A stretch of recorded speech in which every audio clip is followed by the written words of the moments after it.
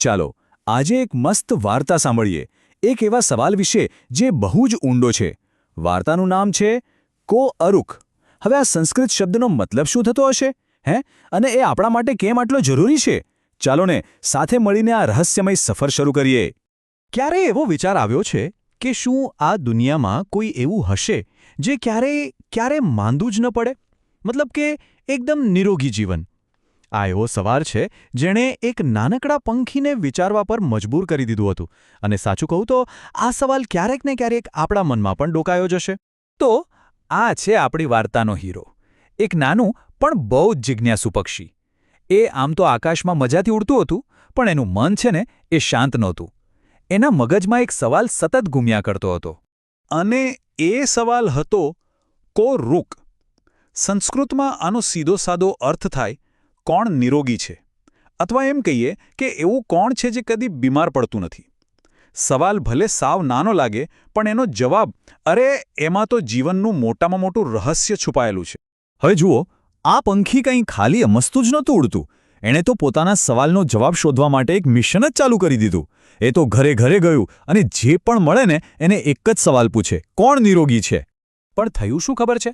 લોકો પંખીના આટલા ઊંડા સવાલને સમજી જ ન શક્યા, અને જવાબ આપવાની જગ્યાએ એ લોકો એની મજાક ઉડાવવા લાગ્યા.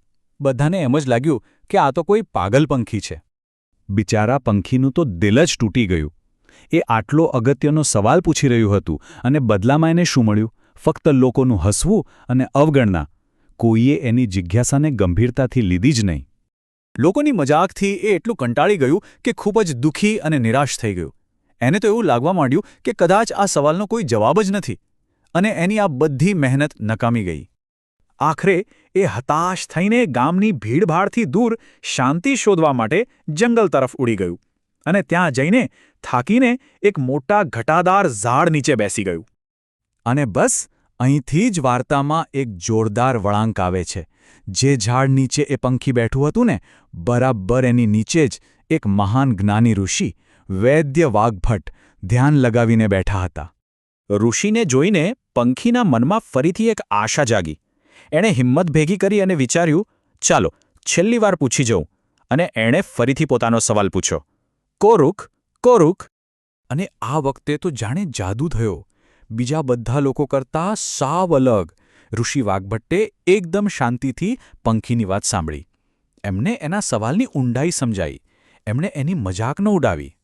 અને પછી ઋષિએ સંસ્કૃતમાં ફક્ત 3 શબ્દોમાં જવાબ આપ્યો. એમણે કહ્યું, હિતભૂખ, મિતભૂખ, ઋતભૂખ. બસ આ 3 શબ્દોમાં જ તંદુરસ્ત જીવનનું આખું રહસ્ય છુપાયેલું હતું. તો આ 3 શબ્દોનો મતલબ શું? ઋષિએ સમજાવ્યું કે જે વ્યક્તિ આ 3 નિયમો પાળે છે ને, એ જ સાચો નિરોગી છે. હિતકારી એટલે કે શરીર માટે સારું હોય એવું ભોજન, મર્યાદિત એટલે કે માપસરનું ભોજન, અને ઋતુ મુજબનું ભોજન. ચાલો આ 3 નિયમોને થોડા સહેલાઈથી સમજીએ. પહેલું છે હિતભૂખ, મતલબ કે એવું ખાવાનું જે આપણા શરીરને ફાયદો કરે, જે આપણને તાકાત આપે, આળસ નહીં. બીજું છે મિતભૂખ, એટલે કે જેટલી ભૂખ હોય એનાથી થોડું ઓછું ખાવું, પેટને થોડું ખાલી રાખવું, જેથી ખાવાનું બરાબર પચી જાય. અને ત્રીજું છે ઋતભૂખ, એટલે કે જે ઋતુ ચાલતી હોય એ પ્રમાણે જે ફળ શાકભાજી મળે એ જ ખાવા. અંતે પંખીને એના સવાલનો સાચો જવાબ મળી ગયો. એનું મન એકદમ શાંત અને ખુશ થઈ ગયું. એણે ખૂબ જ આદર સાથે ઋષિને પ્રણામ કર્યા અને એમના આશીર્વાદ લીધા. અને બસ આ રીતે જ્ઞાન મેળવીને એ પંખી પોતાની શોધ પૂરી કરીને સ્વસ્થ જીવનનું રહસ્ય પોતાની સાથે લઈને પાછું ઉડી ગયું. તો આખી વાર્તામાંથી આપણને શું શીખવા મળ્યો? ચાલો ફટાફટ યાદ કરી લઈએ. પહેલું હિતકારી એટલે કે પૌષ્ટિક ભોજન. બીજું મિતભૂખ એટલે કે જરૂર મુજબ જ માપસરનું ભોજન. અને ત્રીજું ઋતુભૂખ એટલે કે ઋતુ પ્રમાણે મળતા ફળો અને શાકભાજી. આ 3 સાવ સહેલા નિયમો જ તંદુરસ્ત જીવનનો પાયો છે. ભલે આ વાર્તા ઘણી જૂની હોય, પણ એમાંથી મળતું જ્ઞાન આજે પણ એટલું જ સાચું અને ઉપયોગી છે.